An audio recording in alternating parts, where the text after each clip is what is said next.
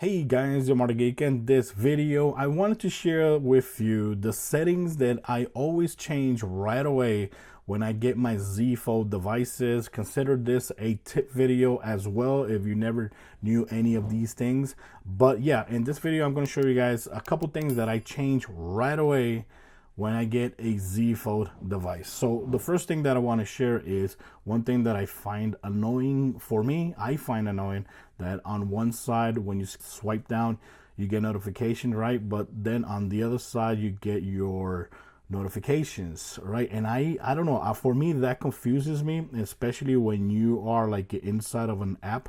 Sometimes you get a notification and you want to see the notification that you got without getting out of the app, and sometimes I'll be scanning here and I can't see the notification, so I just gotta scan over here. And for me it becomes a little bit confusing.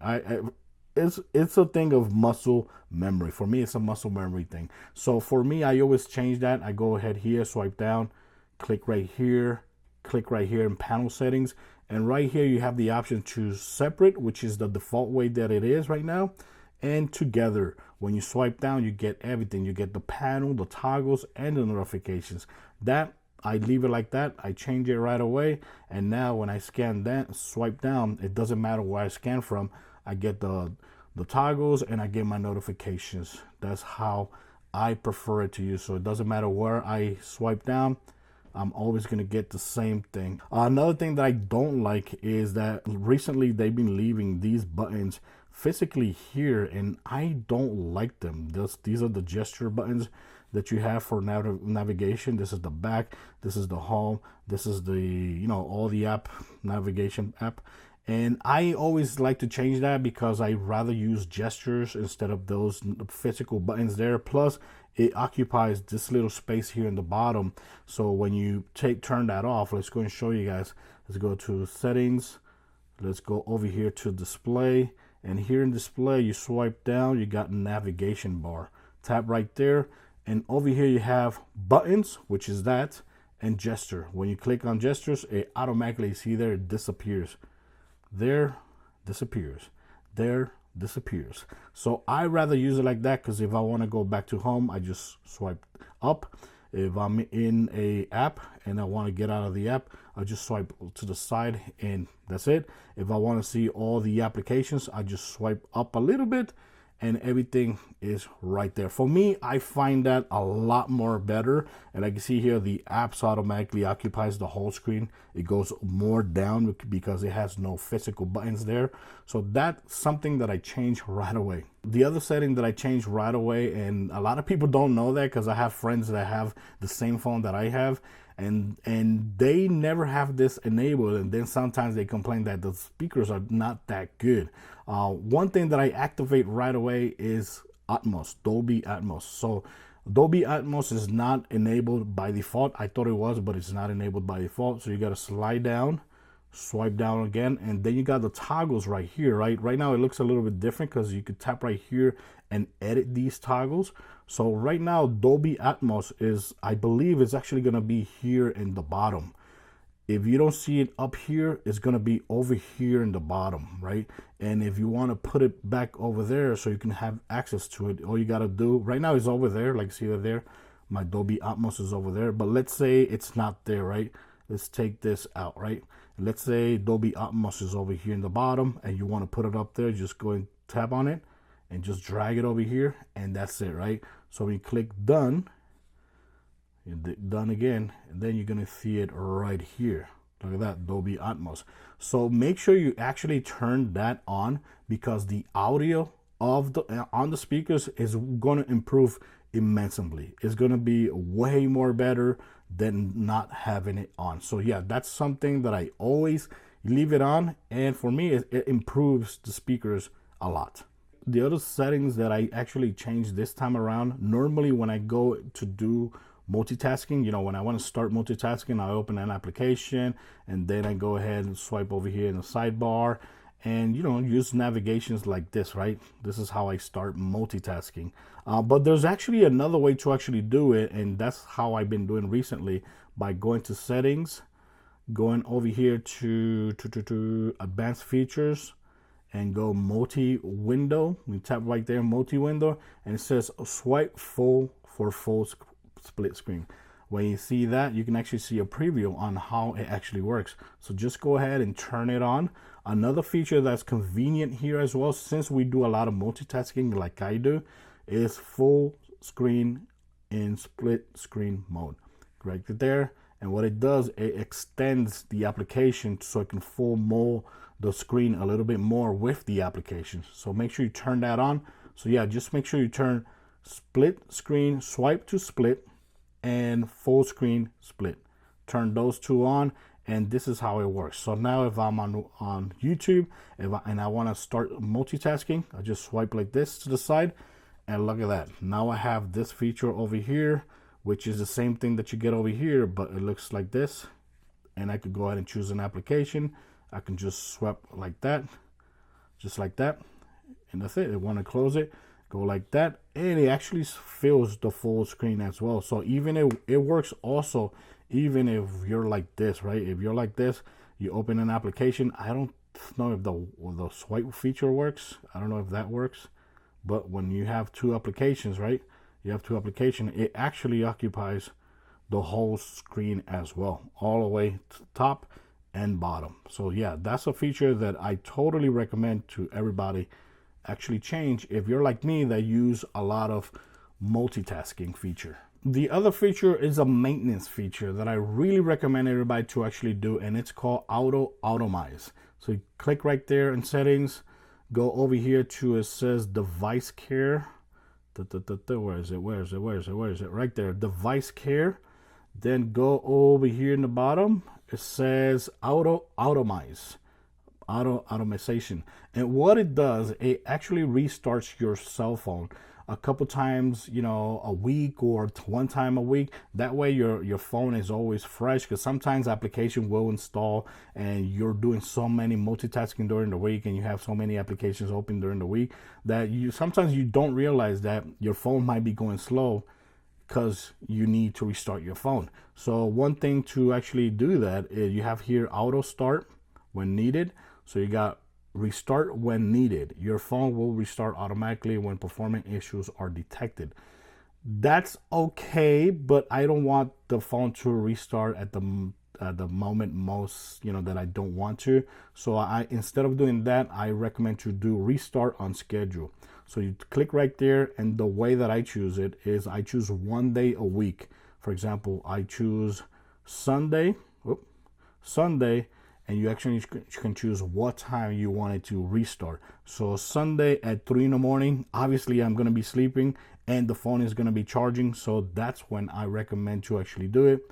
Or whatever is better for you. Whatever is better for you, you could go ahead and choose a specific date that you know that you're going to be sleeping and the phone is going to be charging.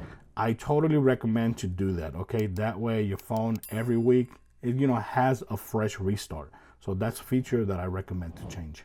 Another feature that is very, very annoying for me, and you know what I'm talking about if you're one of those that do creation content for YouTube, creating videos, and you use software on your PC. Sometimes when you create videos, the videos are not compatible with the software that you're using. And that is very freaking annoying, especially if you're recording a lot of videos like I've had, and you get that message where you can only see the audio, but you can't see the video, or you can see the video, but you can't see the audio. It is so freaking annoying. So the way to actually solve that problem and to not have that problem ever again is by changing a specific settings, what I'm going to show you. Just make sure you open your camera. It's on video. Make sure it's actually on video, right? And oh, did I just start recording? No, on video. Then click right here. Click settings, the setting toggle, and it says advanced video options. Right there, by default, is going to be set to HEVC, high efficiency. What that does is that you can record videos like at 4K and 8K, and those videos are actually reduced in size. But when they do that, some applications are not going to be compatible with that video format. So the way to solve that is to change it to H.264, and like you see, it clearly says most compatible. So the files are going to be bigger, but they're going to be more raw than using it here, because right there they're like compressed and they're making big videos, like high quality 4K videos, and they're making it, you know, a lot more smaller. But if you're editing videos on specific applications like Adobe or any other application that you use, you're gonna have problems with those videos. So yeah, this is something that you must change, especially if you're into content creating. Change that to most compatible or H.264, and that's it. Once you record videos, it's going to be compatible. Another feature that I'd like to change, because honestly I think Samsung screens are a little bit too saturated when it comes to the quality of the photos and all that. I honestly don't like that the screen sometimes is like too saturated.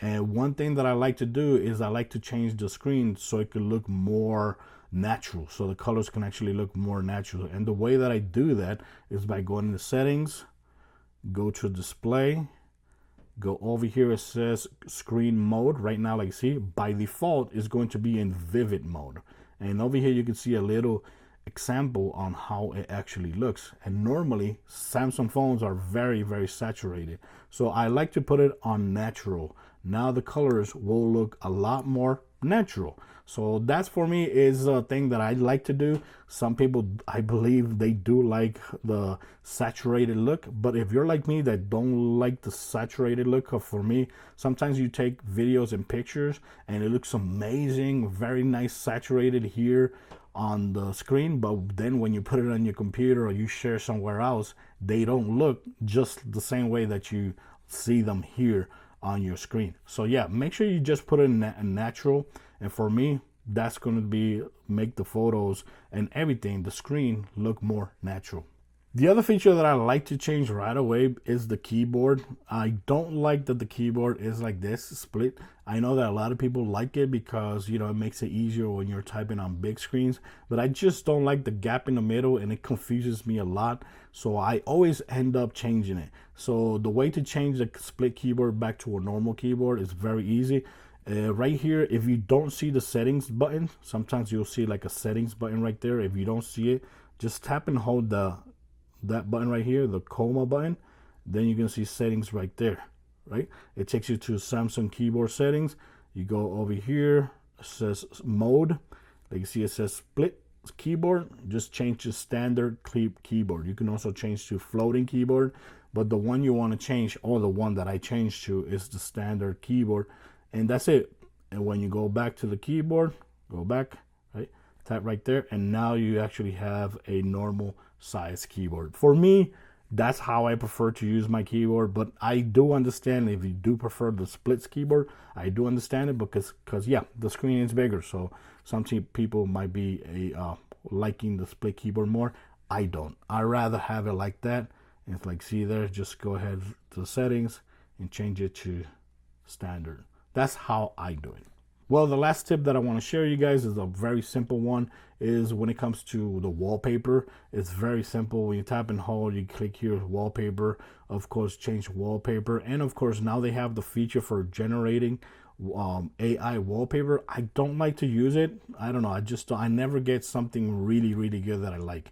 And I always like to go to from where it says right here in the bottom, it says from Galaxy themes. So when you tap right there, it says get more wallpapers. And what I like about this is that it actually takes you to the Galaxy store, right? And they always have good wallpapers and very high quality, especially if you have a big screen like this. So I click always to top, I click over here to free, and now, yeah, because they have a lot of paid apps too. You can buy the wallpapers as well, and they have a lot of good options. If you want to buy a wallpaper, yeah, go ahead and buy it. If you have credit whatsoever, go ahead and buy it. But a lot of those wallpapers can actually get free somewhere else. But yeah, when you click there, free, you're gonna see all the free options that you have right here, and they're always gonna be good. They're always, most of the times, at least every time that I use it, they're always good quality big screen wallpapers. So for example, it's very easy to get. Let's say I get let's find one that doesn't look too bad. Let's go ahead and get this one, right? That one, click right here, download. And from here, you could go ahead and apply right away, and you'll see the preview on how it looks. Click next. and you click done, and that's it. It should be applied. There you go. So now that's how the wallpaper actually looks, and it looks really good. The quality is always going to be really, really good and very nice and clean and everything. And of course, if you want to, the more wallpapers that you download from there, it actually going to create a section for it. So once you go there and go to change wallpapers, you go all the way down and you're going to see all the wallpapers that you have downloaded from there. So it's very easy to find them. And for example, I could go and switch to this one like that, and this is how it looks. I like how that looks. That looks very nice and simple. Click again there, wallpaper all the way down, and you click right here on this one right here as well, and click that, and that's it. Look at that. That's it.